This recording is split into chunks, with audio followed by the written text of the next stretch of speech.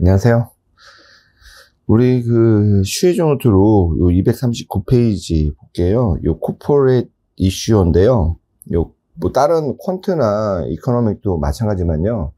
우리 여러분들이 협회 시험 등록하시면 기본 교재라고 하나요? 협회 CFF 인스티튜트에서 만든 기본 교재를 이제 PDF로 이제 보실 수가 있잖아요. 그래서 제공드린 서브노트는 CFA 인스티튜트에 나온 그 내용들을, 우리 한 300페이지 되거든요, 과목별로. 그것들을 전부 다 좀 상세하게 요약한 내용들이에요. 좀 수험에 필요한 내용들. 그래서 여러분들이 그 내용만 슈에저 노트로 이해하시고, 서브노트로 학습하시는 것도 괜찮습니다. 아무래도 이제 슈에저 노트로 되어 있는 부분들이 좀 영어로 많이 되어 있다 보니까, 이제 영어에 매우 익숙하신 분들은 큰 상관이 없는데, 그렇지 못하신 분들은 한국말과 영어를 이제 병행하면서 공부하시면 자기도 모르게 영어 실력이 최소한 리딩 실력, 리딩 앤 컴프리hen션 실력은 올라가요. 그래서 여러분들 이제 자주 반복해서 보시면 돼요. 자, 이 코퍼레이트 이슈어는 이게 참 애매해요. 애매하다는 뭐니까 제가 이제 한마디로 얘기하면 마치 자탕 같은 느낌이 들어요. 그러니까 예를 들어 이 파트에는 어떻게 보면은 우리가 이제 인베스트먼트 티어리, 그죠? 투자론이라는 부분들이랑 코퍼레이트 파이낸스라는 부분이랑 약간의 좀 상식들 뭐 이런 것들을 전부 다 같이 좀 집어넣었어요. 그러다 보니까 요 성격이 이런 거죠. 레벨 1 자체가 어떤 투자 전문가가 되기 위한 파운데이션으로 구성되어 있는 그런 과정이잖아요. 그러다 보니까 그 파운데이션 중에서 그 투자 세계 중에서 굉장히 우리가 많이 접하는 투자는 기업이거든요. 넓게 보면, 좀 더 좋게 본다면, 그쵸? 좀 더 좋게 보면, 기업에서는 이제 채권하고 주식을 발행하잖아요. 뭐 채권 투자를 하든, 주식 투자를 하든, 그 다음에 기업 전체에 투자하는 뭐 다양한 방법들도 있겠죠. 그래서 그러다 보니까 도대체 이 기업이라는 게 어떻게 운영되고, 기업의 실체가 무엇이냐, 그리고 채권에 투자하든 주식에 투자하든 기업이 잘 돼야지만 어떤 투자자로서의 수익도 얻어갈 수가 있는 거잖아요. 그러다 보니까 어떤 요인이 있어야지 기업이 어떤 잘 지속적으로 성장하고 돈을 벌 수 있느냐, 뭐 그런 것들을 조금 어떤 관념적인 거, 철학적인 부분까지도 좀 넣어가지고 봤어요. 제가 이제 만약에 여러분들 보시면 이제 좀 뭐랄까요? 권유? 레커멘데이션을 한번 한다면, 이제 슈에저 노트는 우리 CFA 시험의 기본 교재는 아니에요. 기본 교재가 과목이 워낙 많고, 그 다음에 한 과목별로 두꺼우니까, 그거를 전부 다 공부하는 게 시간적으로 오래 걸리니까 이걸 좀 효율화 시키기 위해서 그냥 협회의 허락을 받고, 강의 노트 형식으로 만든 거예요. 그러다 보니까 제가 권유드리는 건 시간이 조금 있으신 분들은요, 우리 CFA 인스티튜트에서 나온 기본 교재를 한번 시간 날 때마다 읽으시면 참 도움이 돼요. 그러니까 우리 서브노트나 여기 이제 슈에저 노트에 반영되진 않지만 실제 실무하는데 굉장히 좋은 내용들이 은근히 많더라고요. 그 다음에 그 사례들이, 예를 들은 사례들은 다 최신 사례들이에요. 그러다 보니까 여러분들 어떤 상식의 외연까지도 같이 넓어져요. 뭐 그런 사례는 수업 목적으로는 거의 나오지는 않지만, 우리가 이제 상식을 넓히거나 어떤 금융시장이나 투자 세계에 대해서 이해도를 넓히는 데는 굉장히 조금 유용한 책이에요. 그래서 좀 시간이 좀 여유 있으신 분들은 그 교재를, 특히 관심 있는 분야 같은 데는 그 교재 위주로 한번 읽어보시는 것도 권유드려요. 자, 우리 슈에저 노트는 239페이지예요. 그래서 리딩 20 볼게요. 자, 큰 제목이 Organizational Forms, 그쵸? 어떤 Corporate Issue Features and Ownership. 어떤 조직의 형태, 그쵸? 조직이라는 건, Organization의, 우리가 이제 일반적으로 조직이라잖아요. 우리가 이제 일반적인 경영학에서 조직이라는 것은요, 2사람 이상이 모여가지고요. 근데 거기까지 우리가 집단이라고 그래요. 2사람 이상이 모여서 각자의 역할을 나눈 다음에 어떤 공통의 목표를 위해서 그 역할을 나눠가지고 그 공통의 목표를 위해서 노력하는 거. 이런 것들을 조직이라고 해요. 그러니까 조직이 되려면 어떤 공통의 목표라는 게 있어야 되고 그 구성원들 간에 여러 가지 역할이 구분돼야 돼요. 근데 여기서 말하는 올가니제이션이란 건 법률적인 측면에서 보시면 돼요. 그래서 첫 번째 나오는 게 우리 이제 자영업이죠. 자영업. 말로는 영어로 표현은요. 그죠? 뭐 솔로, 그죠? 프로프리에이터십이라고 하는데 말 그대로 이제 자영업이에요. 그 자영업이라는 데는 보통 어떤 형태를 갖고 있느냐? 개인이 운영해요. 여러분들께서 보실 때 슈에저 노트하고 서브 노트를 같이 보시면 좀 좋을 것 같아요. 일단 개인이 운영하고 그러다 보니까 개인이 갖고 있는 어떤 책임, 개인이 운영하고 이 책임이라는 게 우리가 unlimited 해요. unlimited 말하면 이거는 이제 우리가 여기서 이제 뭐 많이들 평소에 들어보셨을 거예요. 뭐 주주는 유한 책임, 그쵸? 뭐 그다음에 그쵸 유한 책임, 뭐 누구는 무한 책임인데 우리가 이제 비즈니스 세계에서 이 책임이 무엇이냐? 책임은 전부 돈이에요, 돈, 그쵸? 예를 들어 unlimited라는 거는 내가 어떤 사업을 하는데 사업이 망했다라는 거는 내가 이런 거죠. 지불해야 할 돈이 쉽게 말하면 100원이에요. 근데 내가 지금 갖고 있는 돈,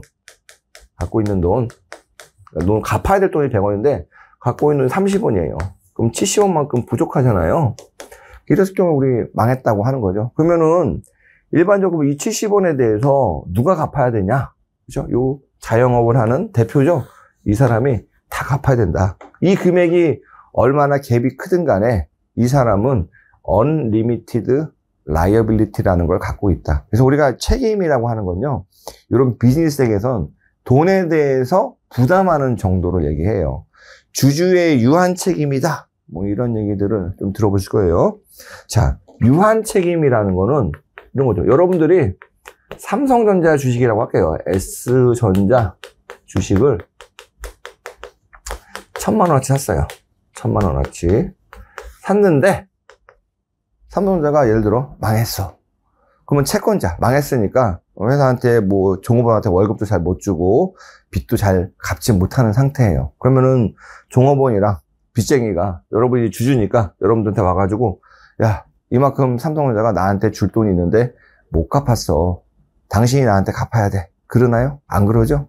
왜냐면 요 주식에 투자한 주주는요, 나는 1000만원이에요. 내가 1000만원 투자했다는 거는 미래의 1000만원이 더 크게 성장할 거라고 생각해서 투자한 거예요. 근데 그럼 내가 가져갈 최소 1000만원이니까 1000만원 알파 전체를 가져가야 되는데 회사가 망하면 내가 이 1000만원까지는 손해죠. 나는 그러면 0원을 가져가겠다. 그럼 내가 책임지는 손해 얼마예요? 1000만원이죠. 그래서 우리가 이런 비즈니스 월드에서 책임이라는 말에 나오면요, 그거는 내가 손해볼 수 있는 한도라고 보면 돼요. 유한 책임이다. 내 손해볼 수 있는 한도. 그럼 주주는 일반적으로 자기가 투자한 돈을 한도로 책임지는 거죠. 책임이라는 건 내가 그 돈에 대해서 물어줄 의무예요. 나는 이미 1000만원 냈으니까 내가 이 중에 하나도 안 가져가면 나는 1000만원을 다 물어준 거예요. 그 중에 이제 회사가 망했는데 500만원만 다 돌려줬어. 500만원은 그래도 여전히 못 받아갔잖아요. 그 500만원 내가 물어준 거예요. 그러면은 500만원이 내 책임이에요. 그래서 여기 여러분들이 이제 코퍼레이트 이슈와 관련해서 혹은 뭐 투자 세계에서 뭐 무슨 책임이다 나오면 그런 책임의 의미는 다 돈이라고 생각을 하시면 돼요. 그래서 이 자영업자는 unlimited liability, 부채에 대해서 무한 책임이다. 그래서 내가 사업하다가 망했어. 그럼 빚쟁이나 줘야 될 것들, 그렇죠? 내 자산이 얼마 있든가 간에 내가 전부 다 갚아야 될 책임이 있다라는 거예요. 그러다 보고 여기는 대표가 개인이잖아요. 개인들은 특징이 뭘까요? 영세. 그렇죠? 영세라는 것도 있고요. 자금 조달이 제한돼 있어요. 물론 이 개인이 엄청나게 부자인 개인들도 있을 수 있지만 일반적으로 우리가 뭐 길거리 가다 보면요, 어떤 스토어들 있잖아요. 그렇죠? 뭐 식당들도 있고 여러 가지 스토어들이 있으면 그런 분들이 전부 다 요 자영업자예요. 그래서 일반적으로 영세하고 규모가 작고 이분들이 어떤 사업을 하려고 해요. 그러면은 은행이나 이런 데밖에 없는 거죠. 아니면은 지인들한테 돈을 빌리고 그래서 내가 자금을 조달할 수 있는 그런 부분들이 조금 작다라고 보시면 돼요. 우리 서브노트로도 잠깐 보시면 그래서 어떤 특징 거기는 이제 특징이라고 또 돼 있죠. 무슨 특징이냐면 또 이 사람들의 특징은 개인이기 때문에 회사 돈이 곧 내 돈이에요. 어떤 이런 자기가 운영하는 사업하고 내 돈하고의 어떤 법적인 경계가 조금 없다라는 거고요. 그 다음에 이제 과세라는 것도 중요하죠. 이제 돈을 벌었으면 이 사람들은 내가 운영하는 데서 돈 벌었다. 사업체가 돈 내는 게 아니라 요 사업을 운영하고 있는 요 주인, 요 대표가 개인 소득세 차원에서 돈을 내요. 이게 무슨 말이냐? 이건 좀 비교가 필요해요. 세금인데 우리가 이제 일반적으로 익숙한 부분들은 이 기업이에요. 그냥 회사들은 이제 회사를 우리는 뭐라고 하냐면 법인이라고 해요. 개인을 우리는요 자연인이라고 해요. 뭐 이런 내용이 뭐 슈에저 노트에 나온 건 아니에요. 근데 여러분들 이제 이해 차원에서 말씀드리는 거예요.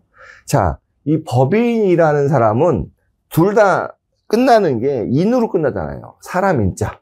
근데 얘는 자연인은요, 저나 요 강의를 수강하시는 여러분이나 어떤 자유의지를 가지고 어떤 의사결정을 할 수 있는 그런 사람들이에요. 법인은 사람인데요. 어디서만 사람이냐면 법에서만 사람인 거예요. 세금은 이런 사람한테 부과가 돼요. 소득이 있으면. 그러면 우리가 일반적인 회사라고 할게요. 회사의 재무제표를 보면 첫 번째 레버뉴라고 우리가 말했어요. 매출액이죠. 뒤에 가면 그렇죠? 세전이익이라는 게 있어요. 비용들 다 빼고 세금을 내기 전 이익. 여기다가 텍스라는 거를 지불해 가지고 당기순이익이네요. 그러면은 이 회사의 주인은 따로 있어요. 주인이라는 게 이제 주주라고 할게요. 물론 넓은 의미에서는 뭐 주주, 채권자, 우리가 더 넓게 본다면 이해관계자라는 용어를 쓰긴 해요. 이건 이제 뒤에서 나오니까 그때 더 자세히 보고 주주라고 한다면 이 번 돈에 대해서 세금을 내는데 이거 누가 내는 거예요? 주주가 갖고 있는 회사에서 내는 세금이에요. 그죠? 이 회사도 사람이라고 보고 그래서 이걸 법인세예요. 그럼 이 당기순이익을 가지고 일반적으로 회사는 두 가지 의사결정을 해요. 첫 번째는요, 배당이라는 의사결정을 해요. 배당하면 누구한테 가요? 주주한테 가겠죠? 주주는 이 배당금을 받으면 이익이 생기잖아요. 수입이. 이 배당금을 주면서 소득세를 내겠죠. 혹은 두 번째는 배당을 하지 않고 일부는 회사 안에 유보를 해요. 유보라는 건 미래의 어떤 성장이나 여러 가지 이유로 쓰지 않고 모아놓는다라는 거예요. 두 번째 유보하겠죠. 유보는 일반적으로 미래의 성장 재원으로서의 역할을 해요. 그러니까 미래를 위한 투자죠. 그러니까 미래의 어떤 이익을 증가시키는 역할을 하는 거죠. 그러니까 어떤 시켜보자면 나중에 물론 미래 이익이 증가하면 그만큼 주주 입장에서 받아가는 배당금도 증가할 테지만 그런 배당금을 미래에 받아가는 거잖아요. 더 먼 미래에 더 큰 배당금으로. 그러니까 현재 어떤 내야 될 세금을 이연시키는 효과가 있어요. 자, 그러면 일반적인 이런 주식회사에서는요. 주주하고 이 회사, 이걸 법인이라고 할게요. 이 사람이 같냐? 다르다게 봐요. 그래서 우리가 중소기업들을 보면요. 네, 조그만 회사고 주주가 혼자만 있어요. 대표이사가 그 주주인데 그럼에도 불구하고 대표이사가 회사 돈을 개인적인 그렇죠? 어떤 용도에 쓰면 그걸 횡령 혹은 배임 이런 식으로 처벌을 받아요. 왜냐하면 이 법인하고 주주는 다른 사람이니까요. 그렇기 때문에 법인은 이런 법인세를 내고 이 주주 차원에서 개인 차원이잖아요. 이 사람은 중간에 여기가 소득세 개인 차원에서의 소득세를 내요. 그런데 쉽게 보면 이건 뭐 좀 뒤에 또 나오겠지만 이중과세라는 이제 문제가 생기죠. 하나의 소득이잖아요. 이 세전이익이라는 하나의 소득에 대해서 야 당기순이익 법인세도 내고 이 세전이익이라는 거를 재원으로 해가지고 또 돈을 줬는데 여기 세금을 또 내고 이 두 번 세금 내는 거잖아요. 그래서 이런 이제 이슈가 생겨가지고 이거는 너무 언페어한 거 아니냐. 그래서 어떤 국가에서는 이런 이중과세, 더블 텍세이션이라고 하는데, 이런 것들을 이제 재조정하는 데도 있고, 어떤 데는 이제 재조정 안 한 데도 있는데, 뒷부분에 나오니까 그때 또 한번 자세히 설명드릴게요. 그러니까 왜냐면, 요 자영업자를 비교하기 위해서는요, 다른 어떤 엔터티하고, 법인하고, 이게 어떻게 다르냐를 좀 알아야 돼요. 그래서 설명하려면 이 비교가 필요해서 설명을 드리는 거예요. 그러니까 요 자영업자 입장에서는 아까 과세잖아요. 내가 곧 회사예요. 그러니까 나의 소득에서 요 세금을 내는 거예요. 그리고 끝! 개인 차원에서 어떤 소득세를 내요. 그 다음에 회사하고 내가 법적으로 분리되어 있지 않았어요. 똑같은 사람이라고 보는 거예요. 그래서 요거의 장점들은 있죠. 이런 우리가 말하는 자영업의 장점. 그러니까 장점, 단점이라는 건요. 누구랑 비교해서 장점이고 누구랑 비교해야지 단점이 나와요. 그래서 보통은 요 장점이 누구랑 주로 많이 비교하냐. 이런 법인을 우리가 영어로는 그냥 코퍼레이션이라고 해요. 코퍼레이션. 혹은 리미티드 컴퍼니. 우리말로 하면 뭐 주식회사 같은 그렇게 보시면 돼요. 그러니까 리미티드면 주주들이 갖고 있는 책임이 제한돼 있다. 얼마? 내가 투자한 돈의 한도로. 그래가지고 이런 용어를 써요. 그래서 이런 우리가 말하는 자영업이죠. 자영업의 장점이라는 것은 내 맘대로 해요. 의사결정이 빠르죠. 굉장히 빨라요. 그리고 회사를 만들고 해체하는 것도 굉장히 쉬워요. 어떤 주인의 의지대로 하기가 편해요. 그러니까 이 의사결정이죠. 의사결정자의 그래서 결정이 스피디해요. 스피디하고 그다음에 회사의 설립이나 해산이 생각보다 간단해요. 간단. 이런 특징들이 있고, 이 본인이 이 자영업의 어떤 의사결정자는 자기죠. 자기 스스로가 어떤 의사결정 하니까 통제권도 굉장히 높아요. 마음에 안 들면 그냥 잘라면 되고, 마음에 들면 쓰면 되고, 내가 하고 싶으면 하면 되고, 하기 싫으면 안 하면 되고요. 단점은 아까 얘기한 대로 무한 책임이 있어요. 그래서 어떤 빚에 대해서 이 무한 책임을 보유하고 있고, 그다음에 자금 조달, 영세하다 보니까 이런 자금 조달이 어렵고, 그다음에 모든 회사의 위험을 요 운영자, 자영업자가 지는 점에서 요 자영업의 특징이에요. 우리 이제 슈에저 노트하고요, 서브 노트를 여러분들이 이제 번갈아 좀 보시면 좋을 것 같은데, 그래서 지금 설명드린 게 239페이지 우리 슈에저 노트 기준으로, 거기 이제 밑에서 세 번째 단락 보시면 솔로, 그렇죠? 프로프리에이터십 있잖아요. 요 내용들을 설명드린 거예요. 두 번째 보시면 239페이지 마지막 줄에 제너럴 파트너십이라고 있어요. 우리 서브노트에도 제너럴 파트너십. 이건 여러분들이 정말 아시면 좋을 것 같아요.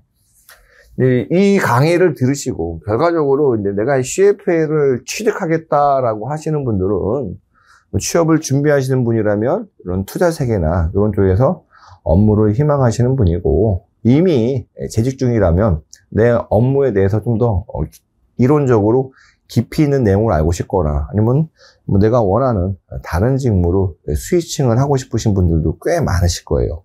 그 중에 이제 많은 사람들이 뭐 지금은 옛날만큼 덜하지만 사모펀드에 들어가고 싶어 해요. 사모펀드. 우리가 PF라고 하죠. 얘네들의 어떤 형태도, 법적인 형태도 조금 아시면 좋아요.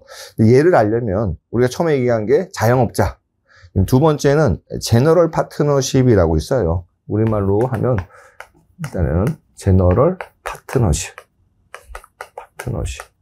얘의 특징은요, 우리말로 하면 그죠? 한명회사라고 해요. 한명회사. 그러니까 이름을 합쳤다. 내 이름 걸고 하는데, 그래서 정의가 2명 이상의 무한책임 사원. 우리가 말하는 요 사원을 여기서는 이제 파트너라고 얘기하는 거죠. 어떤 회사의 구성원을 얘기하는 거예요. 우리말로는 사원이라고 얘기하는데, 요 사원이 뭐 회사 직원들 있잖아요. 그런 직원을 나타내는 건 아니에요. 주식회사라면 주식회사를 구성하는 파트너들을 우리가 주주라고 하고, 이런 뭐 한명회사, 뒤에 가면 또 합자회사라도 있을 텐데, 그때는 요 뭐 무한책임 사원, 뭐 유한책임 사원. 그러니까 여기서 말하는 건 제너럴 파트너. 제너럴 파트너는 어떤 사람들이냐? 이런 사람들이 무슨 사원이냐면 무한 책임 사원. 회사가 잘못되면 거기에 대해서 내가 끝까지 책임지는 사람들. 그걸 우리가 제너럴 파트너. 그 다음에 유한 책임 사원도 있어요. 유한 책임 사원. 이런 사람들은 제너럴이 아니라 리미티드 파트너십이라고 해요. 마치 주주처럼 내가 투자한 돈에서만 책임을 지는 거. 그래서 우리가 회사의 형태가 제너럴 파트너십이라면 요 한 명 회사고 얘는 어떤 거냐? 2명 이상의 무한 책임 사원으로 구성되어 있는 거예요. 무한 책임 사원이 제너럴 파트너인 거죠. 그럼 회사의 운영은 누가 해? 이 사람들은 뭘 하냐? 회사에 자금을 조달하죠. 자금 조달이라는 건 이 사람들은 그 회사에 투자를 했다는 거예요. 그럼 내가 투자했고 내가 투자금 이상으로 회사에 책임을 져야 돼요. 잘못되면. 그러니까 경영은 누가 하냐? 보통은 공동 경영을 해요. 각자 경영. 그죠? 아니면 어떤 이슈 사항에 대해서는 서로 간에 합의를 봐가지고 결정하는 거죠. 왜냐면 둘 다 동등하게 무한 책임을 지니까. 우리가 이제 어떤 비즈니스 월드에서 책임을 진 만큼 권한도 발생하거든요. 무한 책임이니까 나도 거기에 걸맞는 권한이 있어야 되는 거 아니냐라는 거예요. 그래서 보통은 두 사람 이상, 여러 사람이 쉽게 보면 사장이 회사에 여러 명이라는 거예요. 우리 아까 그 자영업자 얘기했잖아요. 이런 대표가 여러 명이에요. 그러면 뭐 자기 하고 싶은 대로 하면 중구난방할 거 아니에요. 그래서 일반적으로 이런 사람들끼리는 파트너십 계약을 해요. 그래서 너는 어떤 일을 하고 나는 어떤 일을 하고 서로 간에 어떤 역할을 분담해가지고 업무를 하는 거죠. 그래서 이제 무한 책임이고 중간에 또 중요한 게 세금 이슈죠. 이 사람들은 세금이기 때문에 개인 소득세를 부담해요. 이 사람들이 그러니까 회사에 대한 세금보다는 그죠? 이 개인 레벨에서의 이 회사에서 돈 벌면 이 사람들 배당 줄 거 아니에요. 그 배당에 대한 세금을 내요. 개인 소득으로 과세가 돼요. 그래서 회사 자체에는 법인세가 부담되지 않고 자금 조달 역시도 제한적이죠. 대신 비교를 하자면 그 자영업자보다는 자금 조달 여유가 좀 더 있어요. 아무래도 자영업자는 혼자 하는 거고 아까 전에 그렇죠? 솔로고 이 사람은 여기 제너럴 파트너 이런 사람들은 최소한 이런 자영업자가 2명 이상이니까 자금 조달하는 게 많겠죠. 제가 아까 사모펀드 얘기했는데 굳이 얘기한다면 얘는요 우리말로 하면 합자회사. 뭐냐면 여기는 우리가 제너럴 파트너라고 그다음에 리미티드 파트너 이 둘이 있어요. 그래서 보통은 요 리미티드 파트너는 유한 책임이기 때문에 투자자라는 의미예요. 물론 여기 제너럴 파트너도 본인이 투자도 해요. 근데 무한 책임이기 때문에 거기에다가 회사에 대한 운용 혹은 운영까지 하는 경우를 이제 우리가 합자회사라고 그러고 이거 사모펀드인데 요 우리가 제너럴 파트너십 끝나고 바로 이제 이어지니까 좀 이따 볼게요. 여기 써놨는데 여러분들이 혹시나 사모펀드랑 제너럴 파트너랑 같이 있어가지고 사모펀드가 제너럴 파트너십 아니야? 이렇게 오해할까봐 지금 말씀드리는 거예요. 두 개는 좀 다른 개념이에요. 근데 두 개를 비교하기 위해서 제가 이제 써놓은 것 뿐이에요. 자, 그러다 보니까 아까 다시 이제 제너럴 파트너십으로 간다면 이 사람들은 둘 다 무한 책임이고 그러니까 어떤 자영업자 2명 이상이 있는 그런 데다 보니까 일반적인 자영업보다는 자금 조달 능력이 조금 더 높아요. 그리고 대외적인 신용도라는 건 이런 거죠. 이 사람이 돈 빌려가면 제때 원금 이자를 갚을 수 있느냐. 이게 이제 자영업자보다 조금 더 높죠. 그리고 근데 단점은 이런 같은 파워를 갖고 있는 자영업자가 여러 명 있잖아요. 서로 간에 어떤 의견 충돌, 이런 이제 문제들이 발생할 수 있다.